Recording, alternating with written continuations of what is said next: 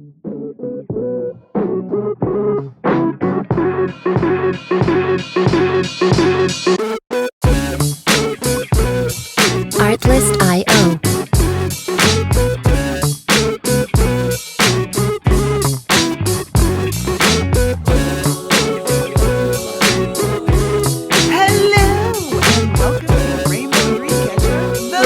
Podcast. We're just dropping in today to wish you a happy new year, make you aware that we're going to take a little time off.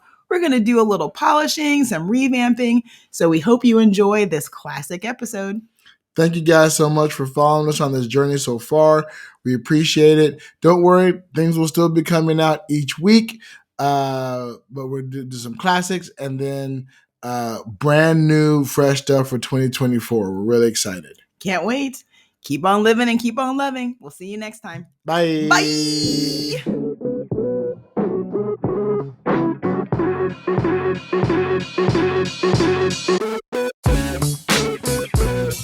Artlist.io.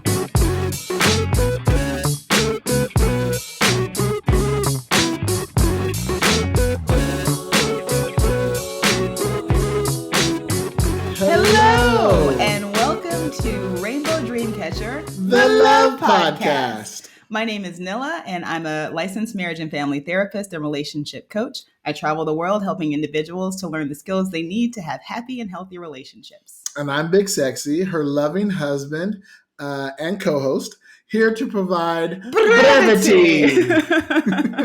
So today, guys, we have a really interesting topic. I am really excited to get into this today. Me too. Just as an FYI, because we are going to have kind of a different type of podcast today, we're not going to get into a question of the day today. And we're also not going to have a listener story. We're going to have some really wonderful guests. And so I want to make sure we have enough time to be able to get into some different areas of the topic that we're going to be talking about today. Yeah, because this also isn't the kind of topic where you just want to dip your toe in. No. You know, and just well, like it depends. Right. I was going to say you don't want to in. just scratch the surface, but scratching the surface might also be a part of it as well. So dipping toes, scratching stuff. So what are we talking about today? Today we're going to talk about all things kink and BDSM in particular. Really super excited. Wanted to first chat a little bit about just the history of BDSM, not getting into it too much because I don't know an awful lot of it, to be perfectly honest. And maybe throw out some stats and then introduce our guests and let's get started on this conversation. All right, let's do it. So BDSM, there are so many different definitions. We're going to go with kind of an umbrella definition right now, but we're getting to the definition when we talk to our guests. We'll dig into the weeds. But it can be bondage, domination, sadomasochism, or submission. There are a lot of different ways that people describe or would utilize those acronyms, right? So I'm not going to get too much into that. We'll talk about that as we talk to our guests. But it's had a really interesting history.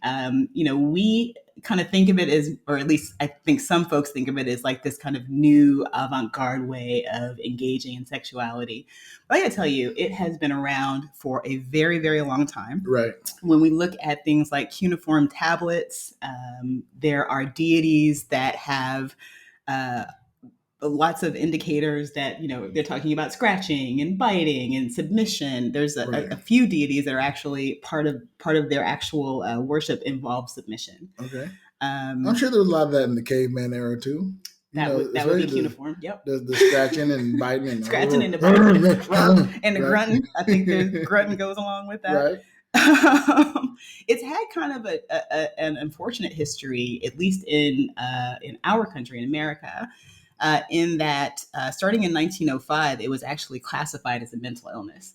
And because of that, a lot of folks have experienced a lot of harm about that. Things like losing visitation, losing other rights, lots of oppression. And, we'll talk about that as well. But it's a lot more common than I think people realize. I think it's becoming more understood. It's damn near mainstream now. At least, I mean, not the truth of it, but I think again, that flirt. surface scratching is mainstream. I think people flirt with the idea of, but I think they really flirt with more the stereotype of, right? And we really want to just dig in today, talk about some of these things, and really understand what this community and what this practice really looks like, right? So just some stats, right? Like I said, it's much more common than people realize. From what I can read, and a lot of this is sourced from a study done by Benjamin Bedbible. Shout out, thank you for doing the study, where he sent self-reported surveys to over 12,000 individuals. This came back, and according to this study, 86% of Americans have either tried BDSM or are interested in trying BDSM in some way, shape, or form. That breaks down to 42% who have tried and 46% who are interested. Of the 42% who have tried it at least once, 60% repeat it at least once a month. Oh, wow. So something must be happening. Yeah. Right? Yeah. People are very into this. Well,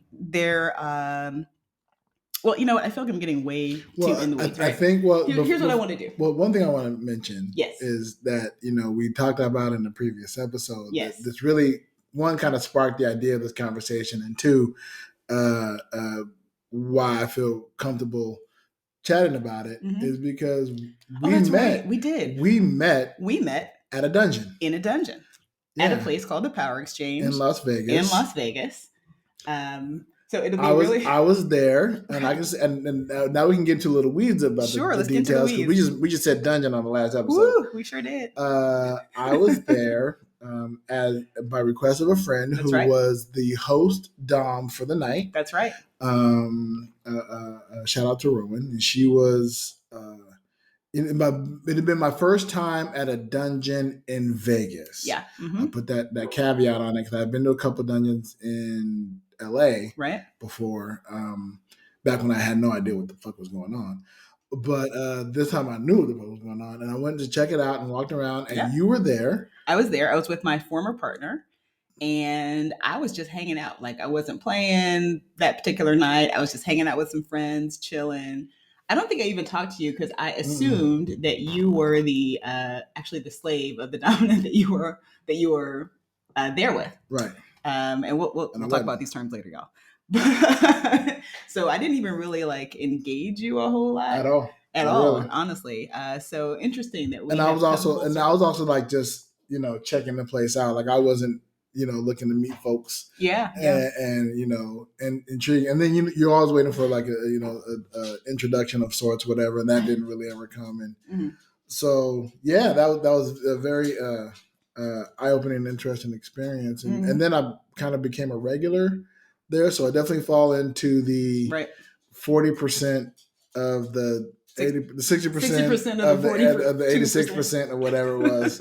That would go back regularly. So much so that I even made a mixtape. Oh, that's right. Of BDSM themed songs because the music they were initially playing was booty. Terrible. It's terrible. It's like what owner used to love the Ren Fair because there was a lot of like Ren Fair-esque style of music. I'm like, this is not setting the mood. No, it was not setting the mood. Yeah, so I went through a lot of the music that I listened to, and of course, a lot of the artists, especially a lot of hip hop, had a lot of BDSM themed songs, and and then shortly after that closed down. Yeah, for other reasons, for a variety of different reasons. So y'all, enough about us, and let's actually introduce you to our guests. I am super excited today to have the author of Igniting the Fire: The Art of Romantic Submission, and the owner of the Crow Academy, Master Arcane, and his 24/7 submissive and life partner, Daphne. Guys, yay! Hello. Welcome to the podcast, y'all. Yeah, thank you for having us. So glad you could join us. We're super excited to chat with you. And I think I'm going to just start with that very first question because I kind of stumbled through the definition of BDSM, what it actually is. It has a lot of different kinds of meanings for folks or different expressions for folks. Help our listeners, if you wouldn't mind, to understand a little bit from your perspectives how you define BDSM. Okay. The one thing I want to tell everybody listening is that if you're truly unfamiliar with BDSM, or if you have to explain what BDSM is to somebody who's completely clueless about it, this is the best analogy I have ever heard, doing this for over 30 years, to describe what BDSM is all about. Now, when I say BDSM, we're talking about the physical sensations and why it's attractive. Imagine you have just come home from a hard day of work, and all you want to do is take a good hot bath. You go into the bathroom, you turn on the hot water, you turn on the cold water, and you adjust them till you get a temperature that you think is going to be really, really good right there, right then, that night, as it is. You fill up the bathtub, and then you take that first step into the water, and it's a little bit shocking. But what do? You keep getting in the water because it's a good shocking and you like it. You want more of it. You submerge yourself completely into the water, and you have found your zone, your zen, your place, your spot. That is exactly where the very best BDSM is meant to take a person every time. Okay. And Nice. the thing That is is, a good analogy. on a different day, a different night, you might want it a little colder. You might want it a little hotter. And that's perfectly normal. Same thing with BDSM. Sometimes you want a harder scene. Sometimes you want a softer scene. So that is the best description of BDSM. I have seen people who were almost terrified about the concept of BDSM, and you tell them that, what I did, they called the bathtub analogy, and all of a sudden you watch their eyes just light up and go, "Oh, I get it. I get it." I'm talking. I've used this to explain it to my parents, right? So believe me, and they're kind of on the conservative side. So the word BDSM, as you mentioned earlier, comes from an older term, sadomasochism. I think the actual BDSM, those four initials, that sort of an acronym, that's very recent. That's only showed up in like the last 40, 50 years. But you did a good job explaining it. It's bondage and discipline. That's the BD. DS in the middle is domination, submission. And S&M at the end is sadism and masochism. The bondage and discipline part is a little bit of a cliche thing from the 70s or 60s. Because what is bondage and discipline? It's like that's kind of saying like, a bowl of cereal and a stereo. It's like they're not really, two things that don't really go together. Discipline is discipline, but the idea is that somebody is being a commanding kind of personality, telling someone what to do, or a dominatrix with her client, punishing him. We use the word punishment as opposed to punishment because the person's enjoying it. They're not really being punished. Right. They're paying to get this kind of activity. Yeah. And it's funny because I will self-proclaim as probably the person who knows the least about this subject of the four of us, because I had no idea that, and I'm learning shit today. That's a beautiful thing, that the words were broken up in that fashion. I am very much the key that the BDSM just was four things. was bondage, discipline, sadoism, and masochism. Yep. If I'm saying those words right? And that was it. I hadn't done the B&D stands for this, DNS stands for this, S&M stands for this. Like that's interesting. And if you want more detail, the sadomasochism, the sado part comes from Marquis de Sade, who wrote a lot of crazy books about heavy duty sadomasochistic practices.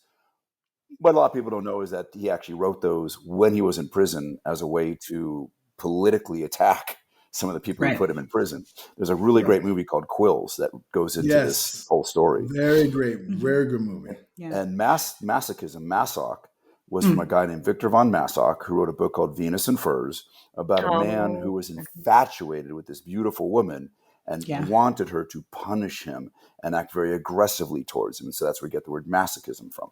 Oh, okay. I've also heard that the discipline part also refers to the other meaning of discipline, right? Meaning that there are a lot of practices that require practice, right? Like role play or other forms of play that really require a certain amount of expertise that you can't just really jump into. And so that it also refers to the discipline of actually learning how to do these various different practices. In addition to the idea that there's like a structured discipline or a hierarchy kind of discipline. Let me comment on that really directly. one of the main things that we push and teach at the Crow Academy is that BDSM is absolutely, capital A, an art form. It is an art form, just like piano playing, just like painting, just like sculpting. Yeah. The more you do it, the better you're going to get at it. The longer you do it, the more kind of skills, the more your repertoire is going to build, all of that. So absolutely, there's a very much of a self-discipline aspect to it. I was going to say, yeah, self-discipline's a big part of BDSM for both the dominant and the sub. So yeah. So I'm really curious, you guys, because Arcane, you mentioned that you've been doing this for 30 years. Daphne, I'm not sure how long you've been engaged in this. I'm just kind of curious for each of you. How did you discover this? When did you get into it? Why did you go into it? Help us understand a little bit of context and how this came to be a part of your lives. You want to go first? I was going to say, want to Rochambeau? Only if you do it the BDSM way. All right. One, two. Oh, okay. All right. Okay, you go first. I'm just going to say.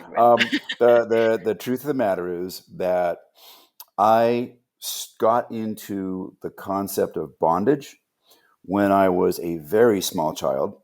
I was the only little boy on a street full of little girls, and 75% of our childhood games involved the narrative, the popular damsel in distress narrative of the girl gets kidnapped and tied to the railroad tracks and all this stuff. Because I was the only little boy, I had to play both roles. I had to play the villain and I had to play the hero. So literally be in my friend's garage, and I'd be the villain, and I'd kidnap her and tie her up with whatever we had around, very, very childish bondage, of course. Right. And then I'd kind of role play that, and then I would sort of go outside the garage and pretend to change into Captain America or whoever and come back and rescue her and save the day. So it was the narrative. I did that a lot. And I found that I really enjoyed the part where I tied the girl up, and I would sort of stretch that part out as long as I could until the person I was playing with was like, I don't want to be this. Let's change. Let's do something else. Okay. I go be the hero and save This is my favorite part. Exactly. So it's been with me my entire life, technically speaking. And then I just got, blessed by the fetish gods or whatever, that my very, very first real girlfriend, real partner, she actually came out to me first that she wanted to be tied up and treated roughly and all this kind of stuff. And I just felt like I hit the jackpot. And so that was my start. That was a lot more than 30 years ago. 30 years ago, more than 30 years ago, I moved to Europe, and I discovered that there was a community for all of this. And that was my life for 2 years in Europe. I just did every single thing. I went to the clubs. I helped run the clubs. I worked at the clubs. My partners were like these fantastic, like stellar, dominant, submissive couples. The kind, like, we'd been a BDSM full of great people who knew exactly what they were doing. Right. And this one couple would just get up on stage to start doing a scene, and everybody in the club would stop. The music would keep going, but you'd see people untying their partner really fast because, like, you got to watch these guys. The guy would do an entire scene with a set of leather restraints and a riding crop. And it didn't matter what toys he was using. It was mesmerizing. These people were deeply, deeply in love. And I had another couple of friends who were they were the crazy ones. They would do wild scenes. They would do stuff that I probably can't even talk about here on the show. But the point is, they were also madly in love. They were madly in love with each other. They were both switches, actually. So I get both. They'd story like one time one be the top, then another be the top, and they'd go back and forth. By the way, the word top means someone who enjoys using the toys physically. The word dominant means someone who enjoys the psychological power of control and command over the other person. The opposite of a top is a bottom, someone who likes having the toys used on them. And the opposite of a dominant is a submissive, someone who enjoys being in the position of being commanded and told what to do and instructed and guided. Yeah. Can you also explain, because you said a couple of times that they started a scene. For folks who are not familiar, can you help folks to understand what you mean when you say a scene? Because, I'm an actor, and I hear the word scene, I think, And scene, yeah. A scene, right. Okay, yeah. So think of the word scene as like a session, okay? The dominant, the submissive, or the top and the bottom. And by the way, a lot of people are both dominant and top, and the other person is both a bottom and a submissive. Very common. It's just good to know they're separate entities, but they are usually overlap. Right. A scene is when these two people get together and decide to have a dedicated time spent with each other doing BDSM activity, whether it's really leaning into the toy use or whether it's really leaning into like being sexual and bondage and whatnot, or maybe there's no play at all and it's strictly a verbal command and situation where the dominant talks the submissive through a whole bunch of stuff, or there's such a thing as a training session where you teach the submissive how to stand a certain way or how to hold their eyes a certain way. All of those would be a BDSM session, and the colloquial term for a BDSM session is the word scene, SCENE, with a lowercase s. That's an important distinction. If you have the word scene with an uppercase s, it refers to the BDSM community at large. The scene. Okay. Yeah, Okay. So I was going to ask, are you having like, so a scene, because when I hear scene, I think there has to be an audience. Oh, right? no. In But fact, for I'm glad you BDSM, brought that up. there doesn't have to be an audience. Correct. Not at all. In fact, BDSM clubs are wonderful. I think anybody who wants to explore the BDSM community and get educated about it is going to have to go and be part of the community. But I have found, and to this day, that the very, very, very best scenes you're going to have with your loving partner are going to be the scenes you have in private, really. Definitely. Daphne and I have probably done 1,000 scenes at this point, and both Easily. in public and in private. And the private scenes are always amazing, mind-blowing. The public scenes are always fun. We have a really good time, but they don't quite have that deep, undisturbed intimacy that you can achieve in private. Right. Yeah. Also, And then sex in Daphne, public is. Sorry. Yeah. Sorry. Yeah. Go ahead. I was going to ask, how did you come into the scene, capital S? Like, how did you come into the community? How did you learn about this for yourself? How did you get into this?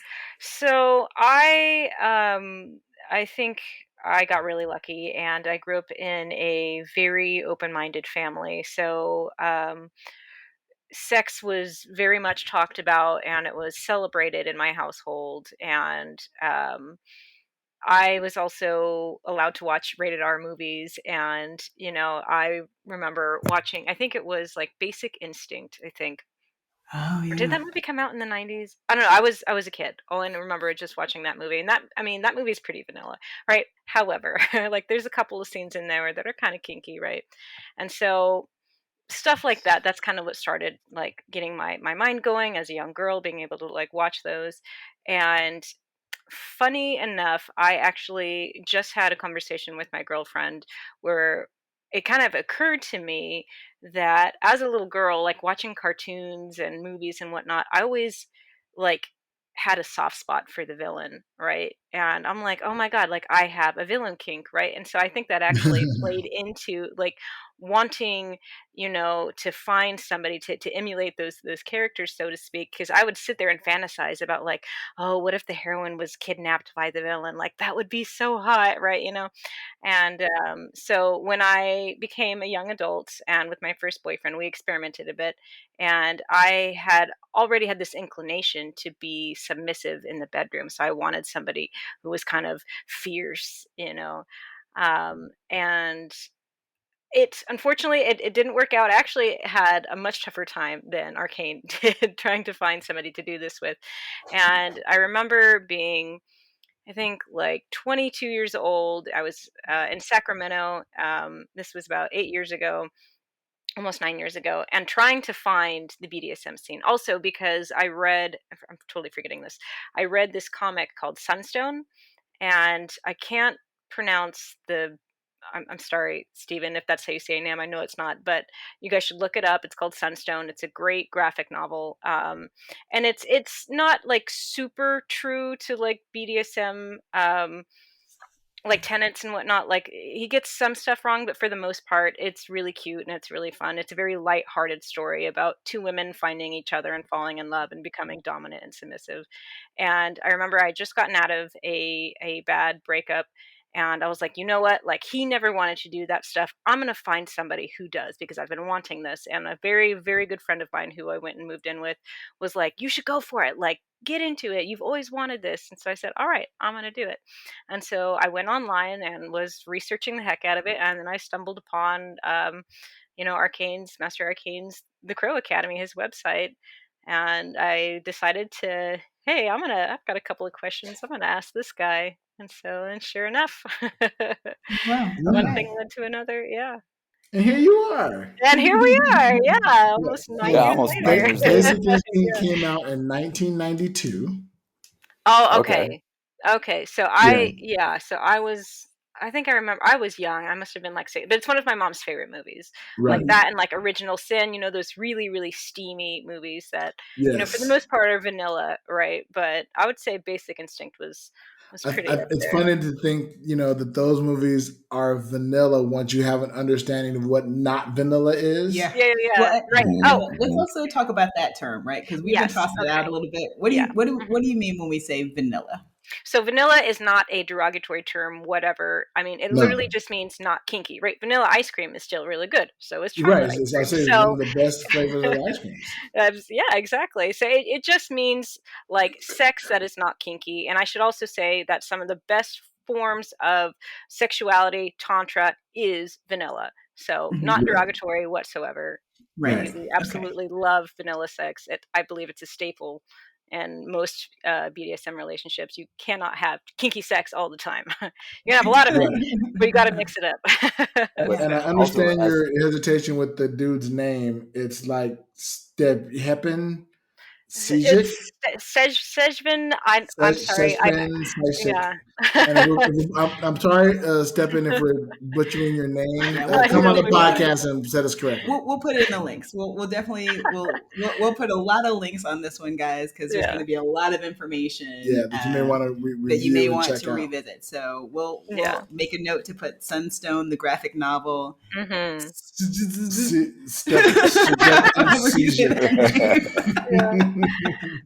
put that down there. On the subject of Tantra, there was an interesting note is that there's a wonderful new trend, because I've been studying Tantra as long as I've been having sex in my life.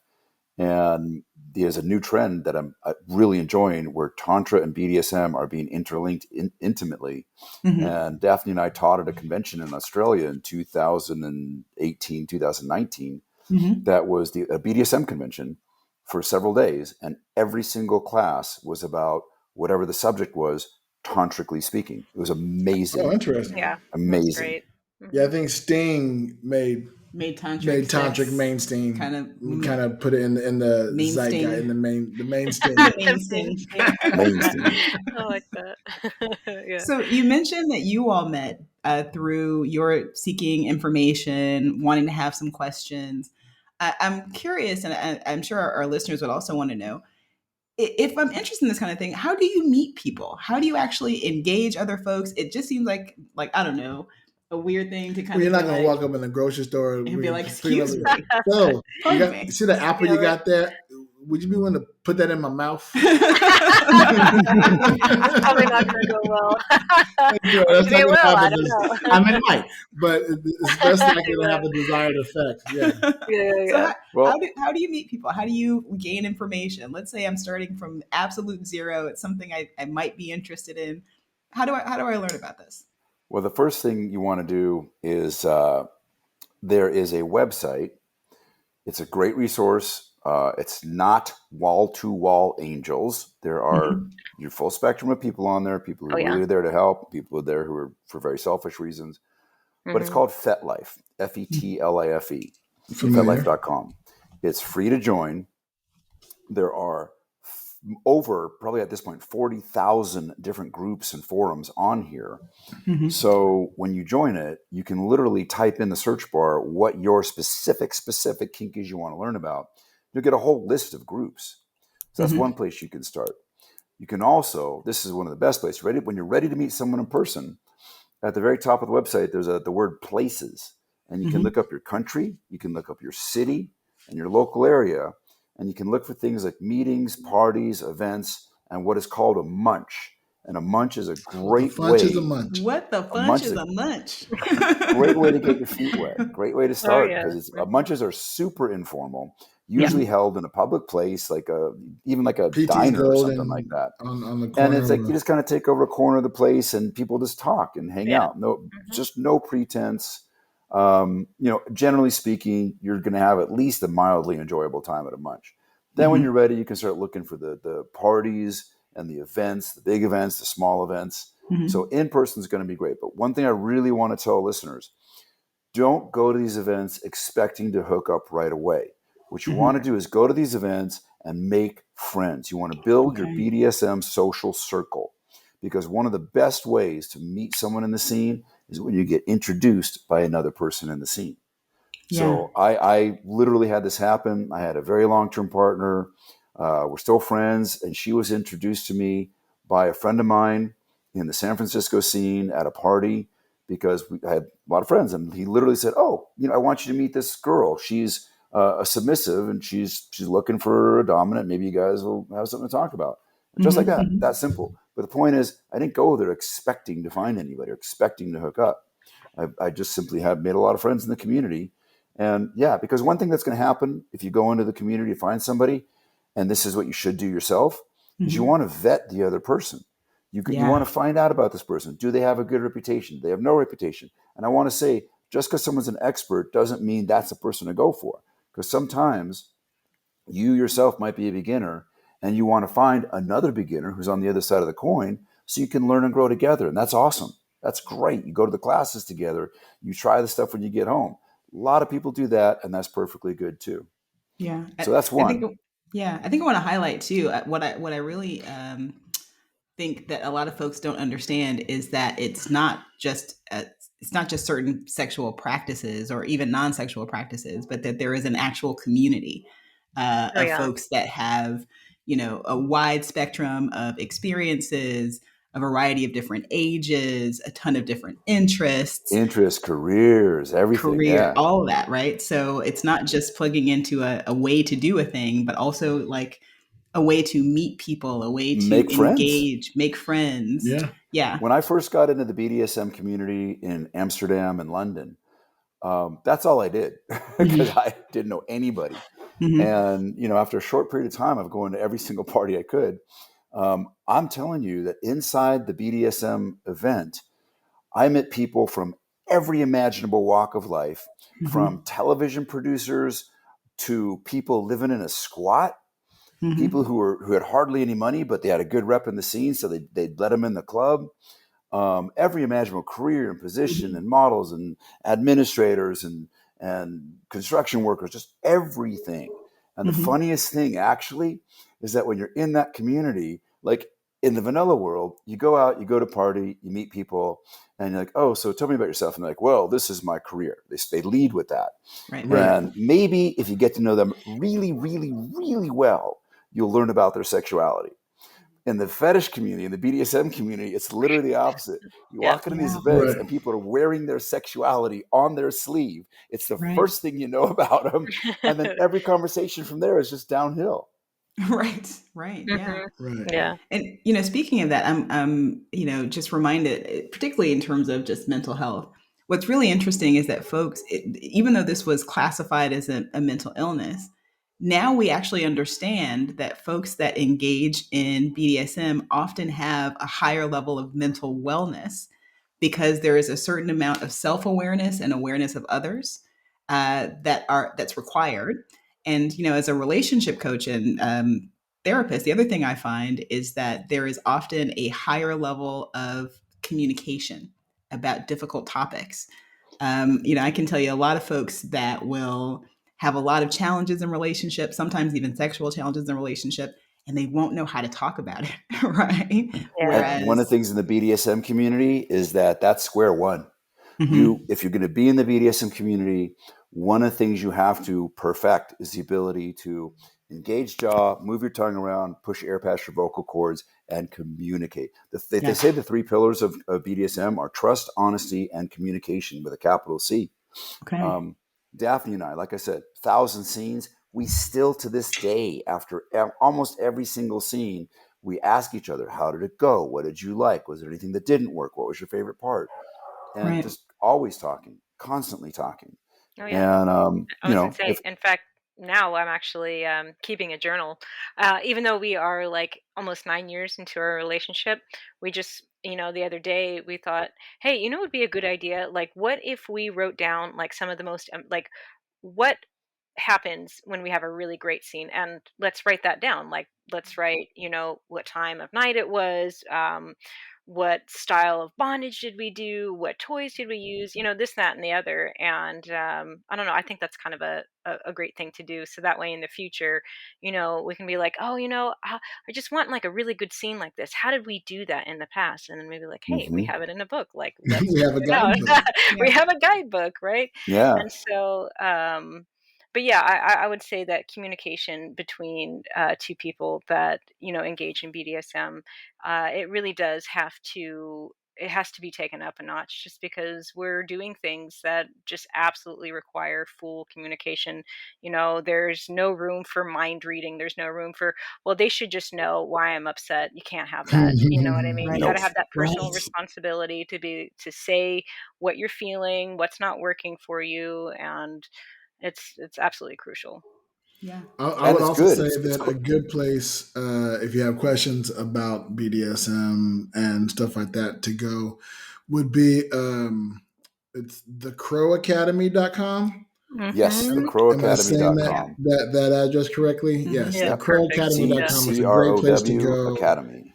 Yeah. But just don't think you're gonna hook up with the guy who runs it, because that Oh, yeah. position is taken. It Happily is taken. taken. Yeah. I mean, you can try, but we'll sit and laugh. Oh, trust me. This is where So- she starts to scare me. She's like, "Ugh." Let me ask you this question, because this Yeah. is something that I think is confusing for folks who might not have a clear understanding of how some of this works. Let's say I want to have, domination. I want to be submissive. I want to get into this in some way. Help me understand how consent works. How does consent work in this space? Because I don't know if I want you to do things that are non-consensual. Like, help me understand that dynamic. Well, to start with, there's consent is key. Okay. Technically speaking, nothing happens in the BDSM community without consent. Okay, from Enthusiastic square consent. one, enthusiastic consent, right? But that's part of the fun. We have what's called the initial negotiation. When you're first sitting with somebody, you're about to play for the first time, and you've got your basic questions. What are you into? Is there anything you don't like? What are your limits? Critical thing to ask. And both people have to answer these questions. One of the big mistakes people make is there's a bit of a myth out there that only the submissive needs to talk about what they want and don't want, and the dominant's supposed to go and just be like that. Wrong. Recipe for disaster. The dominant also has to know what they want and what they don't want, and equally communicate it back. And that's how you get both people on the same page. Okay. And then all the areas of overlap in this Venn diagram of what the dom wants and the submissive wants, that's where you play, is in the middle of the Venn diagram. Right. Okay. And then and I've heard the term consensual non-consent. Is that exactly what that means? that's the next level. So consensual non-consent means that the submissive or the bottom is agreeing to consent to the general game that is about to be played out, the general sessions that are about to be played out, or in the case of a DS relationship, like what Daphne and I have, the general rules of the relationship. And they've accepted that they may experience things that were not at the top of their list, or things they didn't expect, or be asked to do things that it's not their favorite thing to do. Maybe the submissive would rather be watching Housewives of Beverly Hills. Yeah. Sorry, I thought that's the What did you first say? thing that came to What did I you said say? dishes, doing the dishes. Yeah, exactly. No, that's Well, legit. That's legit. Yeah, it is. The reason also I'm laughing so hard. Our last episode was called Housework. Was about housework. All about Oh, housework. yeah. Yeah, Yeah. Daphne has chores as part of her duties as my submissive. And maybe she'd rather be playing a game or something else like that. And it's no, she's got to do her chores. I've got stuff. So She'd much that's rather where be on consensual Baldur's Gate. non-consent comes in on a light level. Yeah. In the middle of a scene, it could mean something like the submissive says to the dominant, "I like impact play, I like paddles, I like canes, and I like some flogging." And so the dominant pulls out these toys. Maybe he blindfolds the submissive, and maybe he uses the cane in a certain way that you can see the submissive's enjoying it. but he wants to cause a little trick in there in the middle. So all of a sudden he uses the cane a little harder, and the submissive jumps. And the submissive can signal that was too much, or the submissive can be like, okay, it wasn't what I expected, but I can roll with it. And in which case, at that point, that's falling under the consensual non-consent. You still have things like hand signals and safe words. I hope your audience knows what safe words are. I can describe it. Let's talk about that. I don't want to make any assumptions. What are signals and safe words? A safe word is a militarily efficient 1 or 2 syllable word that conveys a world of information about the person's state, where they're at, if they're having a good time, if something is off. The most common safe words is the stoplight system, red, yellow, green. So red means we're done. The scene is over. I don't want to play anymore. Yellow means I'm basically having a good time, but something going on right this minute is off for me. Maybe that toy is too intense for me. Maybe the position that I'm in on the BDSM furniture, the St. Andrew's Cross or the play bench, maybe it's uncomfortable. Maybe there's a knot pressing into their back in a weird way or something like that. And they just need that one thing to clear up, and then they're back to the third color, green. Green means great, everything's good, full steam ahead. Those are safe words. There's more safe words than that. And people sometimes like to use a safe word that's completely out of left field, like pineapple is a running joke. Pineapple is the most common, stereotypical safe word. Stereotypical, exactly. Yeah. So the idea being is that you're not going to say, even if you're deep in a really beautiful role play, like let's say you're both theater arts majors and you're doing a role play that's super intense. And, in the middle of this thing, you might have like resistance play where the person's like, no, don't. But if they're not using the safe word, what they're really doing is they're just acting. Yep. But if they were to say pineapple, it means, actually what you're doing right now is not working for me. Yeah. Right. And then the other person can back off or pull it back or whatever's been negotiated. This is the importance of the initial negotiation. You got to have this thing as worked out as you can. And if you're both beginners, you'll kind of work through it. You'll learn as you go. And the important thing is just make sure you debrief after every single time you play. And then you grow together, and that's beautiful. And then I also want to add that, dominance, you don't have to wait for the submissive. If you want to know where they're at, you can inquire. So for instance, we use the stoplight system. So if you're in the middle of like a pretty intense scene and you're wondering like, wow, is my submissive okay? Like, are they enjoying this? You can lean in and go green. And if they nod, give you a thumbs up or say, yes, green, then everything's good. Yep, forward. So both people also mid-scene. Oh, sorry, go ahead. No, I was just saying both people can use both words. People can. Exactly. Mid-scene, you have signals. Like at the Crow Academy, we teach what's called the 5-finger system. So the submissive, because submissives get into this really beautiful state quite often. It's called subspace. Amongst other things, BDSM causes a lot of endorphin release. Right. And endorphins, for people who don't really know, are your body's natural opiates. Okay, you don't need to take a pill to get endorphin release. They'll come on their own just fine. It's part of your body's reaction to, when we're all cave people and you got an injury, the endorphins flood the system so you can make your way back to camp or back to your tribe and heal and get better. In BDSM, you intentionally cause a little bit of an endorphin release that can make some people basically high, natural body high, but in a very big way. And so in the case of that, to have to speak, if you've ever tried to like write down your dreams right when you wake up, you have to shift your mind into a different place. And then so if someone's in subspace and they want to stay there, it's much easier to give a hand signal holding up a certain number of fingers to tell the dominant where you are. And they can stay in the subspace while doing this. So you have safe words, you have mid-scene, signals and whatnot. We actually have what we call a safe song, which is if, let's say, Daphne's gagged, and so she can't speak a safe word. That was going to be my question. Yeah, she can actually, like one of ours is Twinkle, Twinkle, Little Star, because there is no context and no role play where Twinkle, Twinkle, Little Star is appropriate. And so start singing it at really high. I mean, at least in our role plays. But you can pick whatever you want. So you can just pick something that's really, really out there. And then if they start singing it really loud, then you're like, okay, you've pre-negotiated. What does it mean if that song gets sung? Is it a yellow call? Is it a red call? We've negotiated that it's a yellow call, and it means I need to investigate something. So lot of communication. Yeah. So it sounds like we're talking, we've kind of moved into an arena of safety, and I'm kind of curious if there are areas or practices that you would consider to be, well, I guess, are there practices that are unsafe or dangerous? Or if I'm like Oh, beginning to kind of move into this space, I don't know an awful lot about it. Are there things I should be aware of or wary of, or is it just kind of like, as long as we negotiate this, we're cool? Oh, well, okay. So a couple of things that I'll list to be wary of. First of all, to answer your first question, yes, there absolutely is beginning BDSM, intermediate BDSM, and very, very advanced BDSM. I actually have classes that I will not teach unless someone can convince me they've been doing at least a year regularly of BDSM. I'm like, you're not ready for this. This is way beyond you. You got to be good at the basics first. It's like a martial art in that sense. You're not going to learn the black belt katas until you've learned your yellow belt and blue belt katas, right? Yeah. So, Daphne, you have anything to say? You want to add? On this subject, I figured you were going to talk about specific forms of play for advanced people. No, I'm not even going to talk about the advanced we're not stuff here. even going to talk about it. Okay. Yeah. Literally. But Okay. But yeah, because so again, this is an art form, and if you're okay, let me put it this way: the trapeze in the circus, the trapeze act, trapeze, that was called The trapeze, the flying trapeze.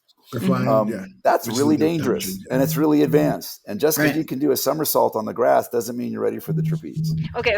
I would just like to say things. I know you don't want to name specifically, but I would say that if there is going to be any sort of breaking the skin, Yes. anything that can leave really, really heavy bruising, just things that might, if it sounds unsafe, you know what I mean? Like, again, like breaking the skin or, really, really high impact stuff. If it sounds unsafe, you should probably get to really learn it or learn it from an expert first. If you have to question it at all, you should probably learn it from somebody who knows their stuff. You know what I mean? Yeah, if anybody says, "Do you know what you're doing?" You probably shouldn't do it. Yeah, right. Do you mind if I like carve this brand into you? How long have you been doing this for? You know what I mean? So yeah, there's a lot of stuff that are for pretty advanced people, and I would say most people who are getting into it focus on the thing that like really got you into it. Or at least focus on like the toys like floggers, canes, paddles, spanking, like the middle of the bell curve stuff, right? Yeah. Or if you're into feet, play with feet and licking boots, that's all stuff that you can kind of just hit the ground running with that. So Right. The defining term is called edge play. Yes. So if something falls under the umbrella of edge play, it means you should not even consider playing with it until you've got some experience under your belt. At least a year. Edge play. Interesting because, again, and edge play, by the way, has nothing to do with knives. It can have to do with knives. It can. It means taking someone to a mental, emotional, or physiological edge of where they're capable of going, the extreme edge. Yes, I'll edge of what edging, kind of pain it. Yeah. And then there's edging. That's edging. That's different. That's for everybody. Edging is a brand new fancy term for a tantric holdback. Yeah. Okay. Right. In Tantra, people have been holding back from orgasming for thousands of years. Now, in the last 20 years, we call it edging because people are resistant to this idea of this weird Hindu thing called Tantra. But thankfully, due to Sting, they aren't so much. Yeah. So anyway. Edge play is for advanced people, and that includes anything to do with knives. I would say is part of edge play. Well, knives, needles, cutting, anything that has to do with breaking the cutting, skin. Right? Breaking the skin, and if I could throw out there, just again from hearing from my practice, particularly what folks would call breath play, which is really just cutting off oxygen. Anything that cuts off oxygen, that's edge play. Well, that is something that is so like woo. Like definitely if you're just getting started or even just like at any point in time, just understand that is a really difficult practice that I would be very, very cautious. Yeah, because I mean, especially with the popularization of choking during sex, choke me daddy is like, it is. It's a thing. Let's discuss that right now since we brought it up. Okay. I'm going to give the positive on that, the negative on that. Number one, all forms of breath play is edge play. Yes. Okay? But you're right. It's been hyper popularized to a ridiculous degree. Here's the bottom line. The trachea, which is right here in the front, do not under any circumstances whatsoever, there's no excuse. Do not ever push directly on that. You can kill the person or at least send them to the hospital. And trust me, this will wreck your date. On the other hand, you will not see that person again. you can safely fake, capital F fake, choking somebody by squeezing the muscles on the sides of the neck. Okay. So I think this is the sternocleidomastoid muscle right here. Even further over to the side. It's the one that comes directly from your ear, directly down to your shoulder. There are nerves in there that if you squeeze those nerves on the side of the neck, it gives the impression and the complete illusion of being choked, but you're not actually cutting off blood. You're not actually cutting off oxygen. But I've seen submissives swoon from that. So if you have, so the idea is sides, yes, front, never. And just as an FYI, guys, this is not for educational purposes. Do not take anything that we say here as a form of advice of anything you should or should not do. That's a decision you need to make. Please check and make sure you have your own information. Take a class on it. Take a class, take learn about classes it. and read Please books. don't take anything from this podcast and be like, yo, I heard this on the podcast. Rainbow, I think your children like this. This podcast is for entertainment purposes only. Yes, exactly. Entertainment purposes only. And so with that bit of information that Master Arcane just gave us, that is for theory. And if you have any interest in doing any kind of choking or breath play, you really just need to get out into the community and learn. Take a class on it from an expert. Please do not do this at home until you are trained. Go to thecrowacademy.com. Yeah. You wouldn't eat fire, right? You wouldn't spit fire, eat fire at home just because some guy showed you it one time, right? You would take a class. Okay. The reason you say these disclaimers is because people will. People do. Okay, that's true. Will. But I'm saying, like, you wouldn't. You shouldn't. Yeah, I thought you guys were about to tell me a story. Let's circle this back around. Yeah. So I spent 2 years learning everything I could about BDSM in London and Amsterdam. Then I came back to California, and I found the local BDSM society who had classes. And in this case, it was the Society of Janus up in San Francisco. And for another 2 years, I took every single class that they had. Didn't matter that I had to drive from pretty far away to get there. Did not matter. I had to drive an hour and a half there and back each time for the first year. But the point is, I soaked it up like a sponge. I learned from amazing people. Again, incredible teachers. I didn't take classes on stuff that I had no interest in whatsoever, that I knew I was never going to do. But if there was even a possibility, I was like, yeah, I could maybe end up doing that one day. I took a class in it. And that is the way to go. Absolutely. Okay. And it also, just as a highlight, we've said it a couple times, but there are classes. There is information out there. We're going to put the links down in our summary, including crowacademy.com. There's a lot of different places that you can find good information, y'all. So we encourage you to please seek out that information. You don't have to do it on your own. Reach out to the community, learn together, find friendship, find community, and find education. By the way, we were talking about how to meet people, so I was going to throw some more in on that one. Yeah. Okay, so for whatever reason, maybe it's the theater arts mentality or something in the Role Play Association, theater-based groups have a higher propensity for having people who are kinky or kink interested. Renaissance fairs have an unusually high number of people who are interested in kink and kinky stuff.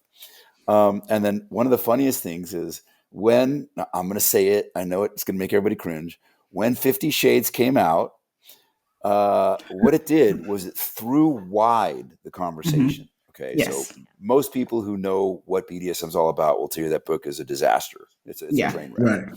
But the existence of the book got people who were so in the closet about all this to start talking about it. People who, I had stories come back to me about people I know personally who had not had sex with their husbands in 10 years. And then they read that book. And next thing you know, their sex life was fully reignited just because the concepts were so hot. So one thing you can do, and because like I said, most people don't like the book, but maybe there's people out there who like it or it helped reignite their sex life or something like that. I would contest it. There are millions of people who love that book. I mean, a whole movie series. Technically speaking, it was a bestseller. Well, yeah. Okay. Okay. Here's a fun one for you. Okay. Yeah. If you look at the UNESCO statistics on world literacy, the number of people who purchased 50 Shades, the number of people who downloaded 50 Shades, including illegal downloads, and you compare that to people over the age of 18, you crunch all these statistics, 1 out of every 37 literate adults over the age of 18 on Earth has obtained a copy of that book. Doesn't mean they read it, but they've at least obtained a copy of it. But anyhow, you got to sit on their bookshelf so they can seem freaky. Dude, you're homing right in on what I was about to say. If you have a date come over, or if you're sitting at some coffee shop and you take a copy of 50 Shades of Grey and you drop it on the table as you're drinking your coffee and working on your laptop, and you see who comments, and you see what the comment is. And if someone comes by and says, it's a conversation starter. That's what 50 Shades is. 50 Shades is a conversation starter. Icebreaker for sure. Yeah. And then, of course, somebody in the BDSM community walks over and looks at you and goes, poser. Then what you should do is say, why do you say that? And then they'll say, that's not real BDSM. And you say, oh, really? I'd like to learn more about real BDSM. Where can I go find a class? Right. Yeah. Hopefully a BDSM person will look at that and be like, oh, please, let me show you. There are so many better books. Exactly. Let me invite you to a month. Please, yes. Yes. Come with me. Yeah. Here's my card. That's thecrowacademy.com. Exactly. Yeah. Awesome. I don't know, y'all. I feel like we have gone through a lot of the different spaces. I love this conversation. I really appreciate y'all sharing your knowledge, your histories, your your wisdom. Oh, I'm sorry, I didn't mean to cut you off. But no. One thing we didn't touch on is the pros and cons. Like, what do you get out of it? What things you love about it? What don't you love about it? That type of personal insight in the community, as well as your own personal interaction with one another. Oh, okay. Yeah. I really love that there is such a big community for it. It's like it's having like a serious interest, right? I'm also a geek and a gamer, right? So it's yeah, exactly. It is a way to bring people together, and you can make friends really, really easily and really quickly just having this in common, and so that's really fun. I love that there's such a great community where everyone gets together. We actually just went to a party where we played for about 45 minutes, and then the rest of the time we just sat there and were socializing with friends, had an amazing time, right? So it was really cool. I also love that these types of relationships tend to be communication heavy. We hash through issues really quickly and we resolve them. We always resolve them. I can count probably on one hand how many times we've gone to bed angry at each other. You know what I mean? Almost 9 years. So I would say that's pretty good. One hand. Right? I can think of I think there's one. I can one. I mean, I was like, I can think of a couple more, but it's okay. She was a bit angry at me 4 other times. But I mean, like, I don't know. As a woman, I keep track of this, but but no, this is definitely like the healthiest relationship and longest relationship I've ever been in, and I think there's a reason for that. Is because it's just there's a lot of personal responsibility on myself and my master, and I would say that that's also one of the reasons that's sort of like it's a silly downside, I should say. I sometimes just want to be lazy and I don't want to have to work on myself. You know what I mean? Can't you just love me for me and love me at my worst? And it's like, no, you got to work on yourself too. You know what I mean? So, I would say that. Yeah, go ahead. I would say that's something I want to tell for the people out there who want to be dominant. Oh yeah. One of the myths about being dominant is that you just get to be bossy and control people and boss them around and then have sex with them. That is not being dominant. That's being bossy, period, Yeah. full stop. That's being a jerk. If you're going to be a dominant, you have to take a vested interest in the well-being of your submissive, and you have to work on yourself at least twice as hard as you will ever work on your submissive. So if you're telling your submissive to be a better person, you have to be doing that double on yourself. Yeah, Very, there's a very lot important. of If you want to be a good discipline. dominant, if you want to do this, if you want to get to the level where this is pure bliss, this is, being a dominant for me is my part of my heaven. It's part of where I want to be, what I want to be doing all the time, 24/7.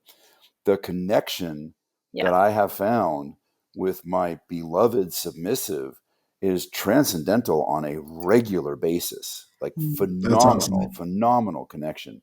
And it happens just walking around the house. It happens when we're out shopping. It happens when we're in the middle of a really deep, passionate scene. When I'm doing a scene, when I'm playing with Daphne, the rest of the world vanishes. It's just gone. It's just me and her in our little bubble, and it's amazing. But we both work. It's an art form, and we both work on it from both sides to get better at it. Yeah. You can't and nonstop. Like I said, been doing it There's no peak that you get to. There's no I have arrived. I am at the mountaintop. Been doing this 3 decades, and I'm still learning great new stuff all the time. As Daphne told you, we just started this new kind of journal where we're documenting our best scenes. This is new learning for us, and there always will, and I hope there always will be.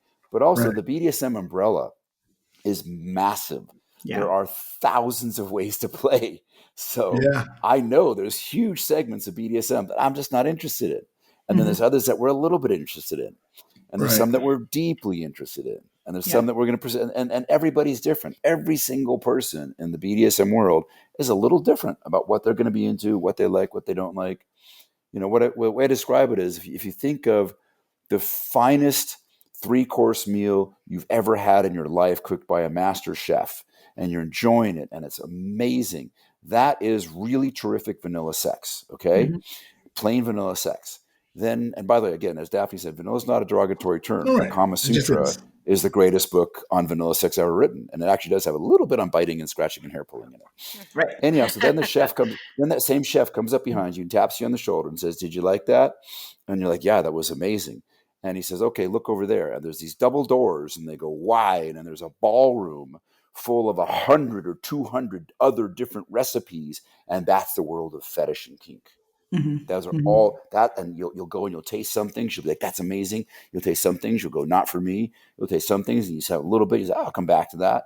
That's what fetish and kink is like, and there's just so much to do. There's a bell curve. There's stuff that blindfolds and bondage. This one is a foot. People are into that, trust me. That's a common one.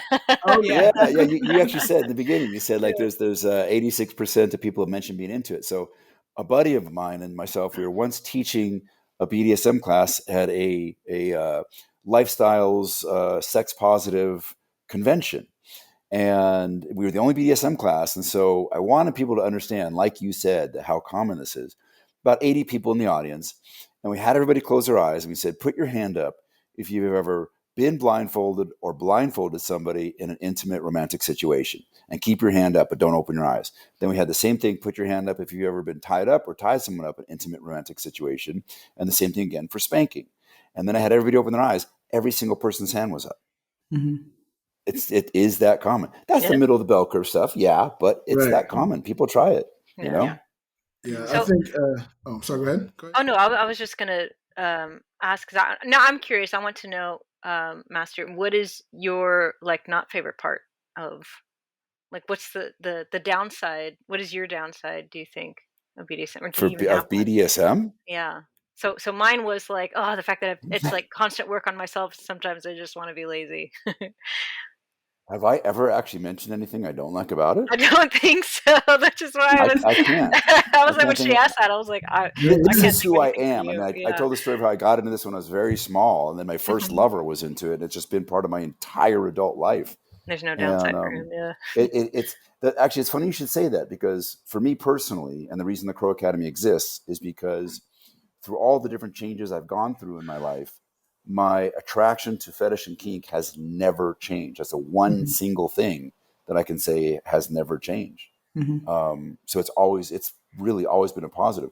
There was a period in my life way back in college, so before the 30 years older than that, that I was sitting there one day. I was going to school in a town that was extremely, extremely feminist, which is fine. It's great. In fact, I actually have an article on my other website, arcaneadvice.com, that I want guys to know that being a male dominant and appreciating and supporting the feminism, modern feminism, is perfectly Crucial. fine, that they It's go crucial. together actually quite nicely. Yeah. And that was So I was back arcaneadvice.com. at arcaneadvice.com. Exactly.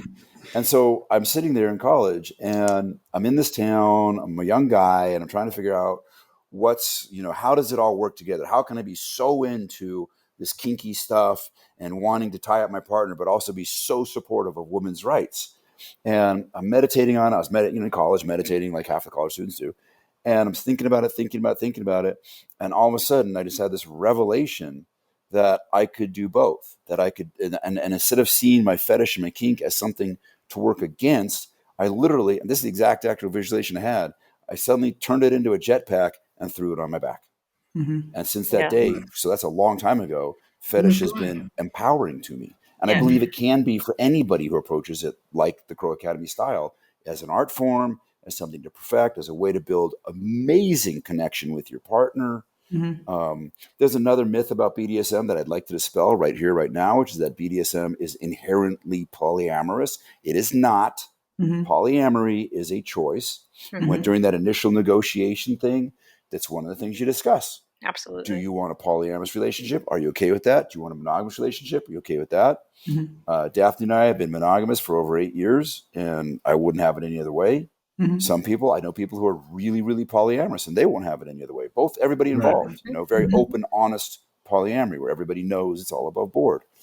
But there's a lot of self-discovery in all of this. So to answer your question, Daphne, where is the downside in all of this? I'll tell you where the downside is, actually, funnily enough. Here we go. Yeah. So Daphne and I, from 2018 to 2022, we did the Crow Academy World Tour, and we're teaching classes around the world.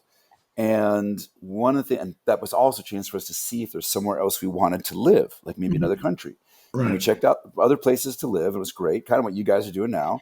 And the bottom line was that we realized one of the criteria for us is we want to live somewhere where there's an active BDSM community, because we love the community. We love everything Daphne just talked about. Just being able to hang out. What I talked about, like the sexuality is not even a concern. You just get right into life and philosophy and how you doing and friendships. And so that is probably the only thing that I can even think of. And I'm even reaching for that. It's just that you realize that, if you go to these beautiful places with beaches and mountains and everything, and only a population of 10,000, well, you're probably not going to have a BDSM community. Right. Yeah. That's it. That's the only thing. Okay. Yeah. There you go. That answers the question. But I don't know. I mean, if you're okay with living in, what was it, Germany or Brazil, you might be able to find some. Those are some really beautiful places that will also have a large BDSM community. I'm just saying. I actually taught a class in Sao Paulo. Yeah, that was fun. I spoke English, and my friend is this Brazilian dominatrix, and so she translated the whole class as I was talking.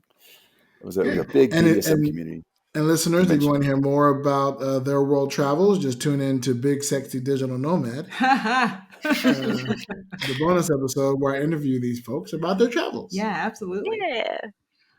Well, wonderful. Well, thank you guys so much for what you share. We're going to be putting a lot of these links in the comments. We're not going to do the question of the day, as we mentioned before, but if you have questions, if you want to send us those questions, if you want to share your stories or share questions with Master Arcane or Daphne, go on ahead and send it to us in all of our social medias. We've got our email, which is rainbowdreamcatchertlp at gmail.com. All the social medias, including Instagram at Rainbow Dreamcatcher the Love Pod. That one. Those are the two main ones. I think we're also on Thread or X or whatever. X, but Facebook. Look, y'all, I'm old and I'm trying to social media, so you know. He's not that old. We're lucky we don't have a Friendster's page. Yeah. Are we on MySpace I'm yet? gonna put us up on MySpace. I miss wow, MySpace. I love I'm it. gonna put us up in an AOL chat room. Oh my God. It's going back. I am that old. I am that old too. I was an AOL Yes, chat. yes, he is. Yes. I'm just always put pining it for that way. MySpace right now.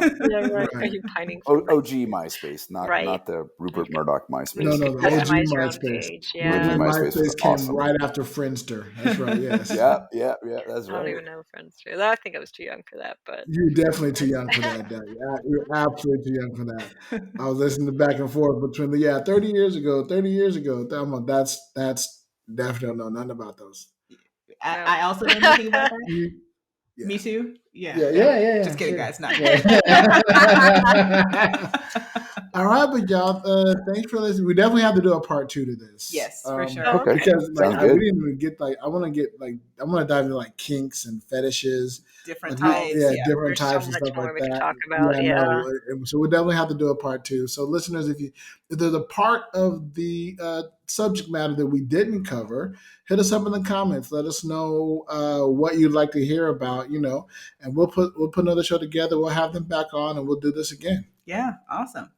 So I guess let's go ahead and wrap up for today. Thank you all. This was wonderful. Thank you so much for thanks what for having you bring. us. Thanks for having us. And again, all of this information is going to be in the links. We want to send a great thank you to Master Arcane and his submissive Daphne. Thank you and so also, much. don't forget, his book is Igniting the Fire, the Art of Romantic Submission. Yeah, I'm trying to read that. On Amazon. On Amazon. There's a collector's edition hardback that's got beautiful fake leather cover with gold stamping, and every page is photographic quality paper and hundreds of photos. There's only 300 copies of that left. Yeah, in we're the world. running out. Go get your copy right Get away. it now. And then there's it's an going to ebook version paperback. too. So yeah, if you want a hardback, get it now. Look, by the way, which means I'll probably have to go get a hardback, and when I see you, you better autograph it. Absolutely. Okay. Easily done. All right, y'all. Well, this has been Rainbow Dreamcatcher, the the Love Love Podcast. Podcast. Bye-bye. Bye.